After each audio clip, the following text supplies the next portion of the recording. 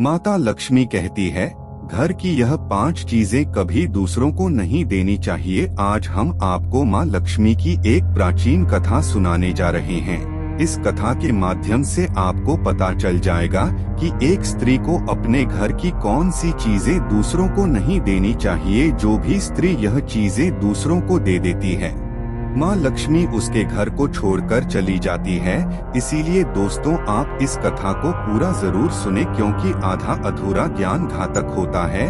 जो भी इस कथा को पूरा सुनता है, माँ लक्ष्मी उसकी झोली खुशियों से भर देती है। तो चलिए बिना देरी किए आपको वह प्राचीन कथा सुनाते हैं। दोस्तों, पूर्व काल की बात है।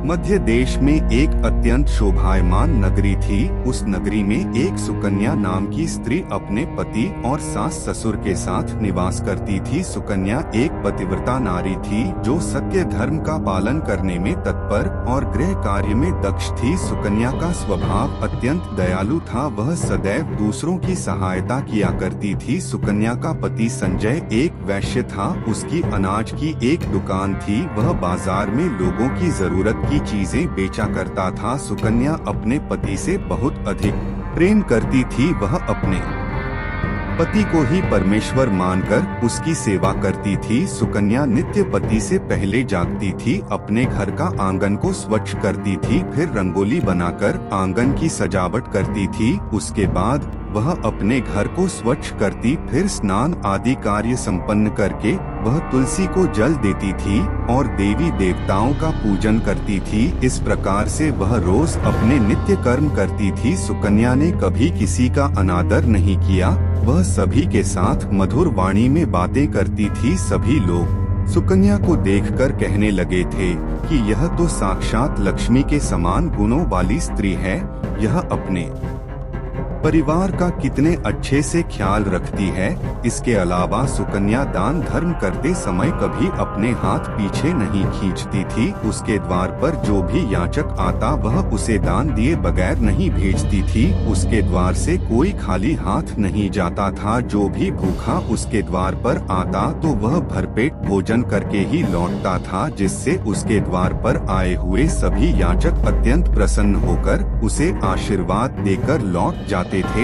इतना ही नहीं, सुकन्या अपने पड़ोसियों की भी सहायता करती थी। उसके पड़ोस में जो भी गरीब और दुखी लोग रहते थे उन्हें भी वह नित्य भोजन दिया करती थी। पड़ोसियों को जो जो चीजें लगती सुकन्या बिना विचार किए ही दे दिया करती थी, जिस कारण से सुकन्या के पड़ोसी भी उसका बहुत अधिक सम्मान करते थे। वे कहते थे, यह सुकन्या तो साक्षात देवी है। देवी साक्षात माँ अन्नपूर्णा ने ही सुकन्या के रूप में जन्म लिया है। लोग जब भी सुकन्या की प्रशंसा करते तो वे सभी उसके विषय में अच्छी बातें ही कहते, लेकिन लोगों की बातें सुनकर भी सुकन्या ने कभी घमंड नहीं किया। वह उन सभी को आदर और सम्मान से ही बातें किया करती थी। फिर एक दिन की बात है, सुकन्या की एक पड़ोसन उसके घर पर आती है। सुकन्या उसका स्वागत करती है और बड़े प्रेम से उसे कहती है, हे बहन, हमारे घर में तुम्हारा स्वागत है। आज किस कारण से तुम्हारा मेरे घर पर आगमन हुआ है?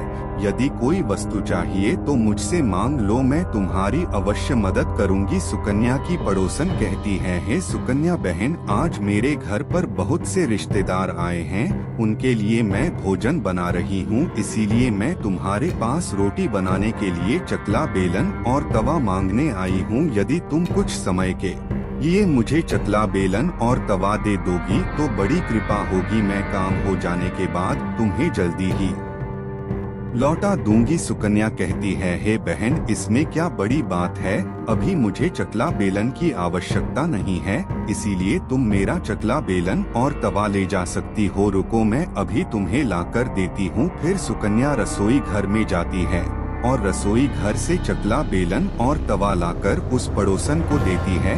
तब पड़ोसन कहती है, हे बहन, तुम्हारा बहुत बहुत धन्यवाद। आज तुमने मेरा काम सफल कर दिया। मैं अपने मेहमानों को भोजन कराकर तुम्हारा चकला, बेलन जल्दी से लौटा देती हूँ। सुकन्या कहती है, हे बहन, चिंता की कोई बात नहीं है। जब तुम्हारा कार्य पूर्ण हो जाएगा तब तुम मुझे लौटा देना। फिर वह पड़ोसन सुकन्या का चकला, बेलन और तवा लेकर चली जाती है। कुछ समय बाद अन्य एक स्त्री सुकन्या के घर पर आती है। सुकन्या उसका भी प्रेम से स्वागत करती है और पूछती है, पधारो बहन, आज तुम्हें मुझसे क्या काम है? संकोच ना करो और बताओ तुम्हें मुझसे क्या चाहिए, मैं तुम्हारी मदद जरूर करूंगी। तब वह स्त्री कहती है, हे बहन, मेरे घर में बहुत गंदगी हो गई है और मेरे घर को साफ करने के लिए मेरे पास कुछ भी नहीं है, इसीलिए मैं तुम्हारे पास झाड़ू मांगने के लिए आई हूँ। यदि तुम्हें कोई समस्या ना हो तो कृपा करके मुझे अपने घर की झाड़ू दे दो, मैं अपना घर साफ करके तुम्हें झाड़ू लौटा दूंगी। सुकन्या बिना विचार किए ही कहती है, हे बहन, बस झाड़ू ही तो है, इसमें क्या समस्या हो सकती है? तुम रुको, अभी मैं तुम्हें अपने घर की झाड़ू लाकर देती हूँ। इतना कहकर सुकन्या घर के अंदर जाती है और झाड़ू लेकर आती है और उस स्त्री को दे देती है।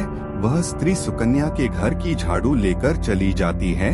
फिर कुछ देर बाद अन्य एक स्त्री सुकन्या के घर पर आती है। सुकन्या उसका भी बड़े प्रेम से स्वागत करती है। सुकन्या कहती है, पधारो बहन, क्या बात है, आज मेरे घर पर किस कारण से आना हुआ? तुम्हें जो कुछ भी चाहिए निसंकोच होकर कहो, मैं तुम्हारी सहायता करने का प्रयास अवश्य करूंगी। तब वह स्त्री कहती है, हे सुकन्या बहन, तुम बड़ी दयालु हो, मैंने तुम्हारे बारे में बहुत सुना है और तुम सभी की मदद करती रहती हो, इसीलिए मैं तुम्हारे पास एक छोटी सी मदद मांगने के लिए आई हूँ। सुकन्या कहती है, हे बहन, संकोच ना करो, तुम्हें जो कुछ भी चाहिए मांग लो, यदि मेरे बस में होगा तो मैं मना नहीं करूँगी, मैं तुम्हारी सहायता अवश्य करूँगी। तब वह स्त्री कहती है, हे सुकन्या बहन, आज मेरी बेटी को देखने के लिए लड़के वाले आ रहे हैं, इसीलिए मैं चिंता में हूँ। मेरे पास पहनने के लिए एक भी गहना नहीं है, तो मैं अपनी बेटी को क्या दूं? उसके पास पहनने के लिए अच्छे वस्त्र भी नहीं है, इसीलिए कृपा करके मुझे आप थोड़े गहने और वस्त्र उधार में दे दीजिए। केवल एक दिन के लिए, जब लड़के वाले देखकर चले जाएंगे तो मैं तुम्हारे गहने लौटा दूंगी। उस पड़ोसन की बात सुनकर सुकन्या कहती है, बस इसी बात है बहन, तुम चिंता मत करो, तुम्हारी पुत्री मेरी छोटी बहन के जैसी है, उसकी सहायता में अवश्य करूंगी। मैं अभी तुम्हें मेरे गहने और साड़ी देती हूँ, जिसे पहनकर तुम्हारी पुत्री राजकुमारी लगेगी। फिर सुकन्या अंदर जाती है, गहने और साड़ी लेकर आती है और उस पड़ोसन को दे देती है। वह पड़ोसन प्रसन्न होकर सुकन्या के गहने और साड़ी लेकर चली जाती है। फिर शाम हो जाती है और अन्य एक पड़ोसन सुकन्या के घर पर आती है।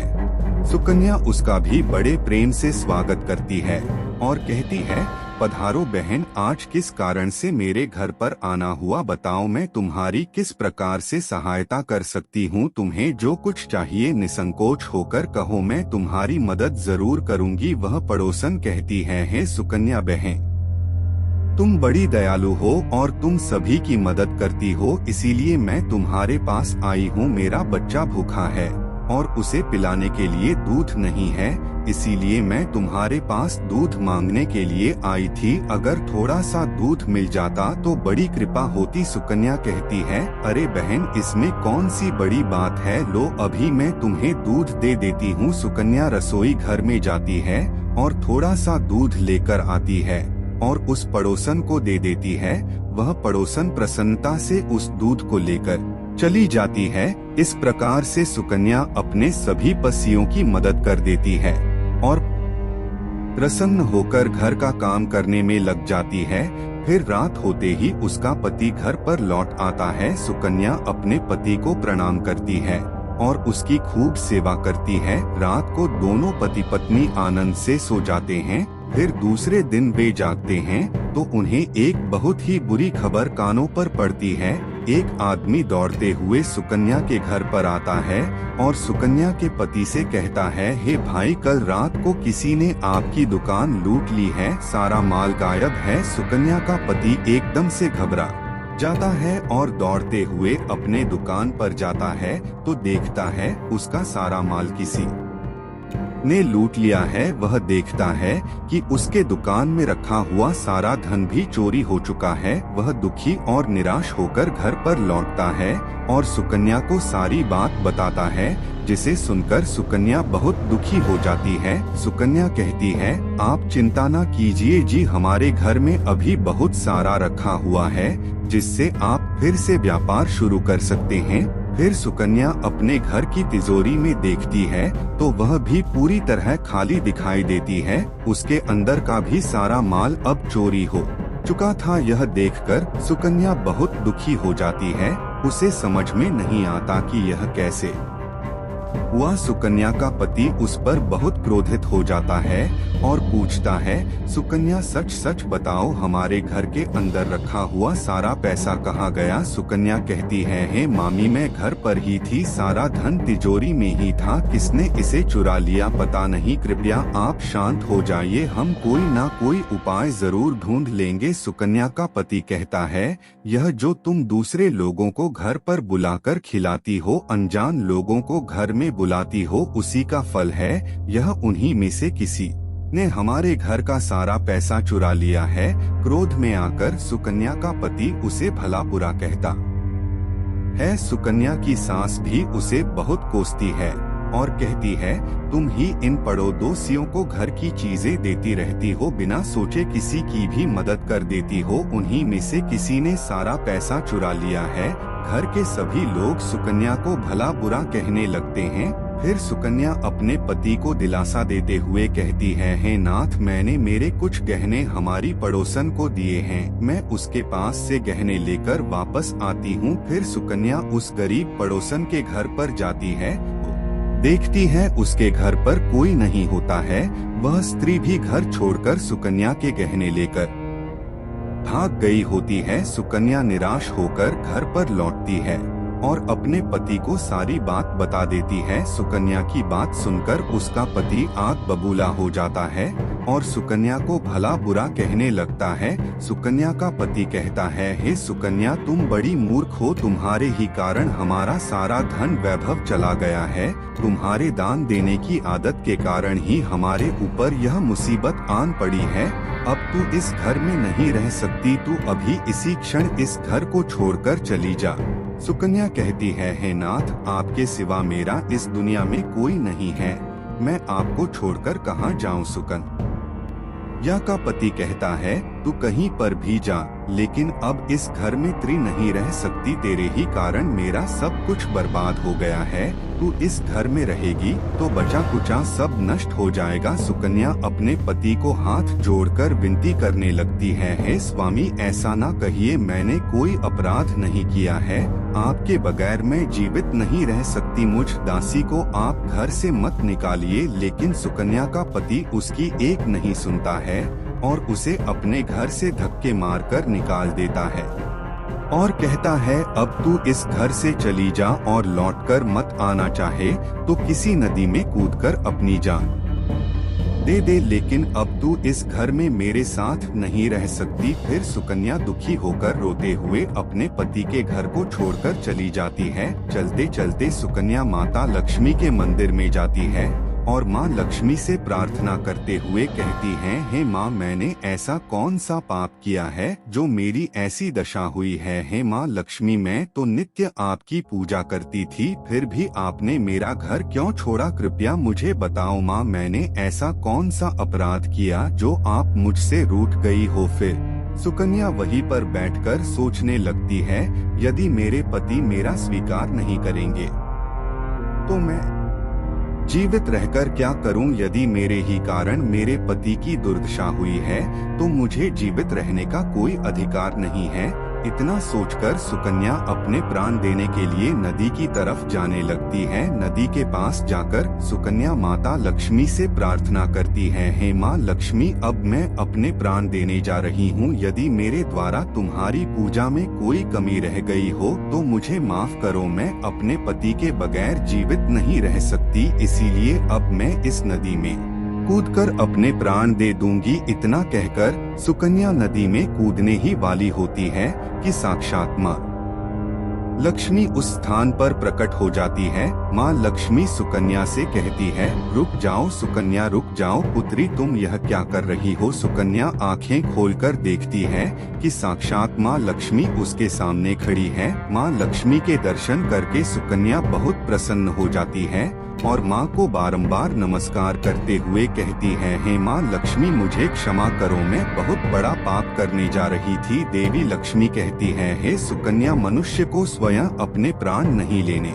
चाहिए, यह महापाप है। ईश्वर ने जो शरीर प्रदान किया है उसे ऐसे नष्ट नहीं करना चाहिए। सुकन्या कहती है, हे माँ, मैं विवश हूँ, मेरे पति ने मेरा त्याग किया है और स्त्री को अपने पति को छोड़कर नहीं रहना चाहिए। मैं अपने पति को छोड़कर जीवित नहीं रह सकती, इसी कारण से अपने प्राण देने जा रही हूँ। देवी लक्ष्मी कहती है, हे सुकन्या, मैं सब कुछ जानती हूँ और यह भी जानती हूँ कि तुम्हारे पति ने तुम्हारा त्याग क्यों किया है।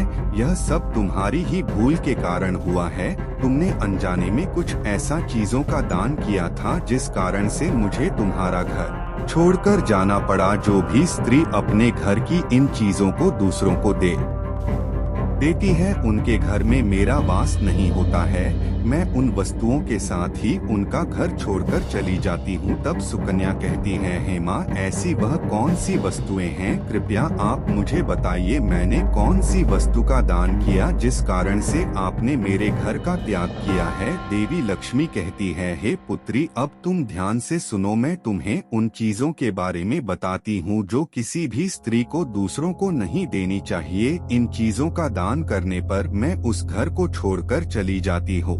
हे सुकन्या, सबसे पहली वस्तु है चकला, बेलन और तवा। किसी भी स्त्री को अपने घर का चकला, बेलन और तवा कभी दूसरों को नहीं देना चाहिए। रसोई घर में इन वस्तुओं का महत्व सबसे अधिक होता है। इन वस्तुओं की पवित्रता सदैव ही बनी रहनी चाहिए। इन्हीं वस्तुओं से भगवान विष्णु को प्रसाद बनाया जाता है और तवे पर बनी पहली रोटी भी गाय को खिलाई जाती है।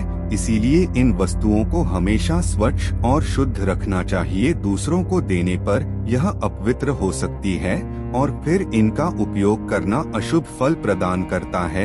इसीलिए सुकन्या, तुमने अपने रसोई घर के चकला, बेलन और तवा अपनी पड़ोसन को देकर पहली से बड़ी भूल की है।